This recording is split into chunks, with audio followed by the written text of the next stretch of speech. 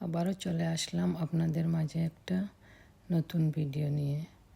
এই ভিডিওটা ছিল আমার লাস্ট উইকে সানডের ভিডিও। আমার ননদের জামাইকে ইনভাইট করেছিলাম আমাদের বাসায়। এই ভিডিও ব্লগটাই আজকে নিয়ে আসছি আপনাদের মাঝে। প্লিজ যে যেখান থেকে আমার এই ভিডিওটা দেখতেছেন সবাইকে অনেক অনেক ভালোবাসা। আসসালামু আলাইকুম, সবাই কেমন আছেন? আশা করি সবাই ভালো আছেন। আলহামদুলিল্লাহ আমরাও ভালো আছি। সবাই ভালো থাকেন, সুস্থ থাকেন এই কামনাই করি। তো সবাই আমার সাথে থাকেন আর দেখেন আজকের ব্লগে আমি কী কী রান্না করলাম আমার নন্দের জামাইয়ের জন্য। বিদেশে আমরা এক হাতে কীভাবে দাওয়াতের আয়োজন করি, একা সব কিছুই হ্যান্ডেল করতে হয় একাতেই। তো এই পর্যন্ত যারা এখনও একটা লাইক দেও নাই, প্লিজ একটা লাইক দিয়ে আমার সাথে থাকো। অনেক আপু ভাইয়ারা আমার ভিডিও দেখো কিন্তু একটা লাইক দেও নাই। ভিডিওতে ভিউ হয় 50-র উপরে বা লাইক 10 এরকমই থাকে। তো প্লিজ যারা ভুলে গেছো একটা লাইক দিয়ে দাও প্লিজ। আর আমার সাথে থাকো। কী কী রান্না করতেছি আজকে দেখবেন। এই যে মাছ পিরান করবো, মাছ পিরানের জন্য এই যে মাছের পেটিগুলা ভালো করে ধুয়ে নিতেছি। এটা মৃগেল মাছ। মাছটা অনেক বড় ছিল, $110 ছিল মাছটা। এই পেটিগুলা এখন বিরান করব। তো এই যে ভালো করে ধুয়ে লবণ হলুদ দিয়ে ভেজে নিতেছি প্রথমে। আর এই যে পরে তো মাছটা মশলাটা ভালো করে করে বিরান করে নিয়ে নিছি। সারা রান্না তো আজকে দেখাতে পারবো না। সারা রান্না আজকে দেখালে তো ভিডিওটা আরও অনেক বড় হবে। ভিডিও বড় হলে তো আপু ভাইয়ারা দেখতে চাও না। সবাই একটা কমেন্টস করে একটু দেখেই চলে যাও। প্লিজ প্লিজ এত কষ্ট করে ভিডিও বানাই, সবাই একটু তো ভিডিওগুলো দেখবেন, পাশে থাকবেন। আমি আপনাদের সবার পাশে আছি। যারা আমার ভিডিও দেখে আমাকে কমেন্টস করেন, আমি সব আপু ভাইয়াদের কমেন্টস ধরে ধরে আমি সবার ভিডিও দেখে আসি। প্লিজ সবাই ভিডিও দেখবেন, কমেন্টস করবেন। ইনশাল্লাহ আমিও আপনাদের সবার ভিডিও দেখব এবং কমেন্টস করে আসব এবং ফুল ওয়াচ করে দেখে দেব।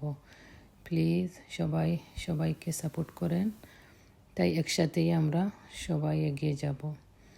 এই যে কথা বলতে বলতে এইদিকে আমার গরুর মাংসটা রান্না করতেছি। আর আজকে গরুর মাংসটা রান্না করব স্পেশাল সাতকরা, আমাদের ট্রেডিশনাল সিলেটি সাতকরা দিয়ে গরুর মাংস রান্না করব।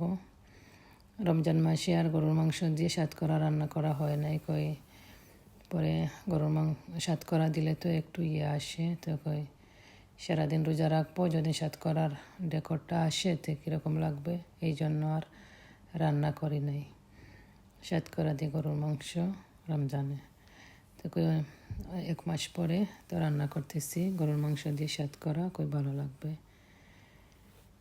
আর এই যে সাতকরাটাও আমার আস্তে আস্তে হয়ে গেছে। এই যে ধনিয়া পাতা দিয়ে বন্ধ করে রেখে দেব চুলার পাকে, ঝুলটা মাখা মাখা হয়ে যাবে পরে। আর বিদেশে তো আমরা একাতেই সব কিছু করতে হয়। ফ্যামিলি মেম্বার আমরা থাকলেও দেখা যায় কেউ কাজে, কেউ স্কুলে, কেউ কলেজে, সবাই সবার কাজ নিয়েই ব্যস্ত থাকেন।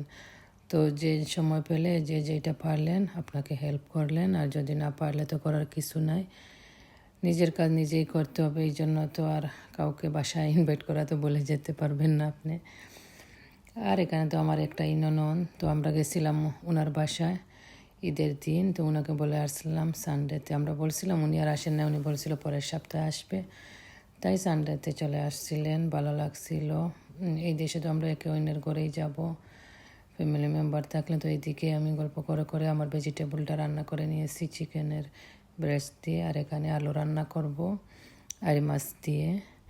তো আস্তে আস্তে রান্না করে ফেলতেছি সব কিছুই ধীরে ধীরে। পরে তো আবার ঘর ক্লিন করতে যায় আরও সময় আপনার। তো সবাইকে বলছি যার যারের রুম, যার যারের সবাই ক্লিন করো একটু।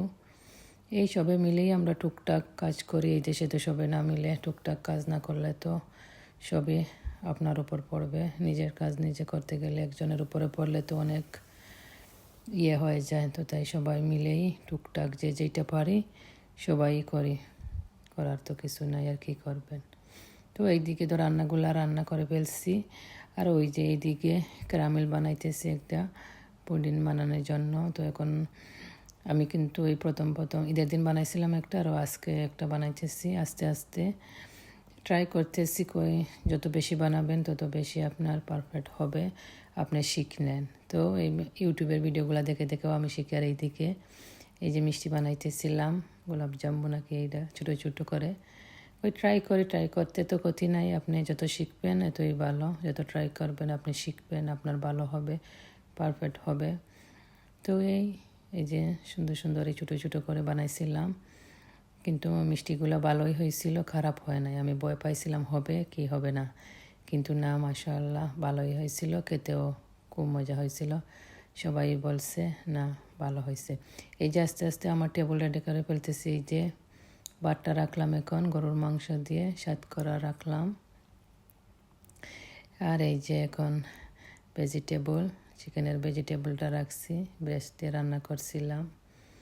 এই তো আস্তে আস্তে এই যে আলু দিয়ে আর মাছের ঝোল রাখলাম।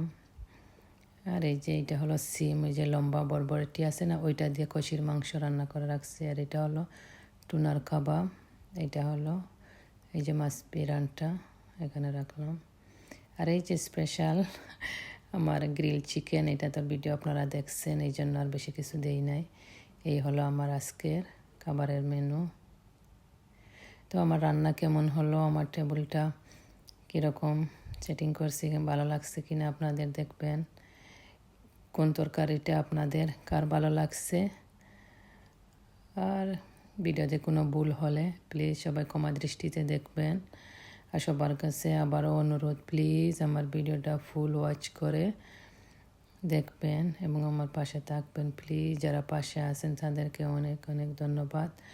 যারা ভিডিও দেখেন আমার সাবস্ক্রাইব করেন নাই, প্লিজ সাবস্ক্রাইব করে পাশে থাকবেন। এই দেখেন না আমার মিষ্টিগুলার লুক, সুন্দর হয়েছে না, কি ইয়াম্মি লাগতেছে দেখতে। এই যে আমার পুডিংটাও ভালো হয়েছে, খারাপ হয় নাই। প্রথম তো এমনি ঠিক হয়ে যাবে 2-3 বার বানালে। আর এই মিষ্টিটা আমার নন্দের জামাই নিয়ে আসেন। এই যে রসমালাই, আপনাদের বাংলাদেশের রসমালাইটা কিন্তু অনেক দাম, $18 অনেক টাকা, এখানে 2-3 হাজার টাকা হয়ে যাবে মনে হয়, বুঝছেন। তো এই এখন মিষ্টি খাওয়ার পালা। তো আজ এই পর্যন্ত। আমার ভিডিওটা কেমন হলো প্লিজ আপু ভাইয়ারা যে যেখান থেকে আমার ভিডিওটা দেখতেছেন প্লিজ সবার কাছে অনুরোধ, ভিডিওটা ফুল ওয়াচ করে দেখবেন।